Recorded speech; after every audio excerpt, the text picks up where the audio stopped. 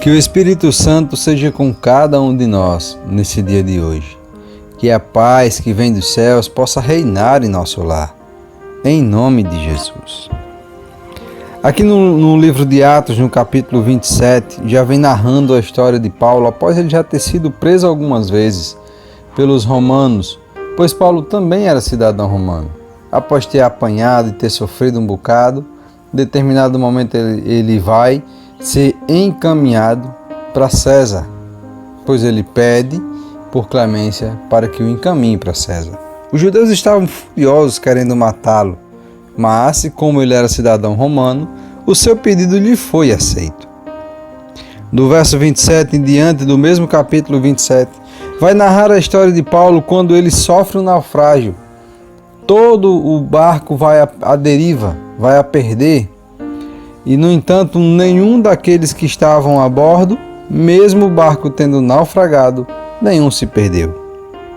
No capítulo 28, do verso 3 ao verso 6, Paulo agora nos narra aqui uma situação interessante.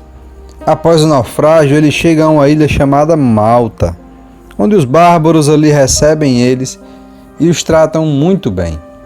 Prepararam uma fogueira e lá no verso 3 em diante diz o seguinte: tendo Paulo ajuntado e atirado à fogueira um feixe de gravetos, uma víbora, fugindo do calor, prendeu-se-lhe a mão.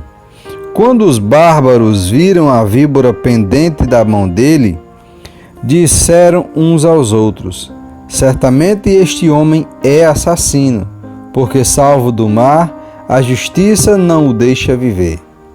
Porém, ele, sacudindo o réptil no fogo, não sofreu mal nenhum, mas eles esperavam que ele viesse a inchar ou a cair morto de repente. Mas, depois de muito esperar, vendo que nenhum mal lhe sucedia, mudando de parecer, diziam ser ele um Deus.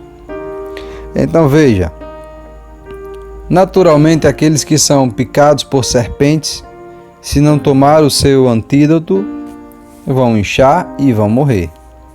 Mas Paulo estava em uma missão de Deus, fazendo aquilo que o Senhor tinha ordenado a fazer. E mesmo ele vindo com uma tripulação ao qual ele era prisioneiro, ele não se intimidava com a situação. Em todos os momentos, Paulo aproveitava para dar graças a Deus e para anunciar o Evangelho.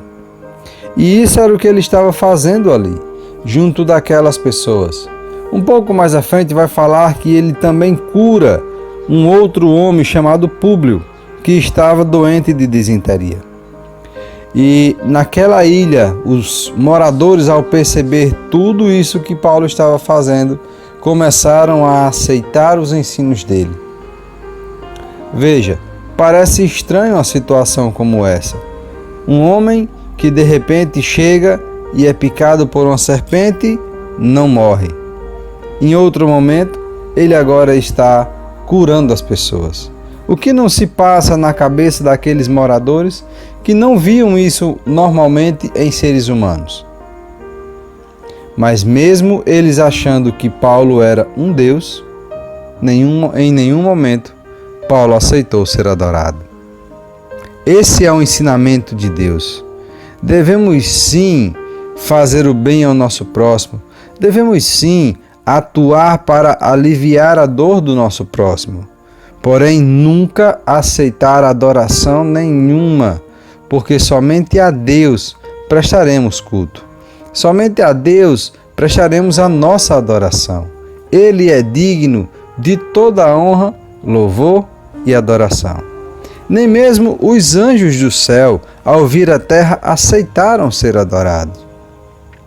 Que possamos aprender assim como Paulo vem nos ensinando. Façamos o bem ao nosso próximo. Se for necessário e em comunhão com Deus, milagres também ocorrerão. Porém, nunca e jamais aceite a adoração para si próprio. Destine-a sempre a Deus, porque Ele é quem nos dá poder e autoridade. para fazer coisas até mesmo impossíveis aos olhos humanos. Vamos orar. Querido Deus dos céus, obrigado pelo exemplo de Paulo, Senhor, pois através do exemplo dos seres humanos é que nós, Senhor, mesmo vendo uma linguagem humana na Bíblia, assim nos facilita, Senhor, perceber o entendimento de que Tu és o nosso Deus e que nos guia. Ó Pai eterno, muito obrigado por abençoar os Teus pequeninos, por nos guardar, Senhor, e nos livrar muitas vezes até daquele perigo ou daquele mal que parecia não ter cura. Obrigado, Senhor, por ser o nosso Deus, em nome de Jesus. Amém.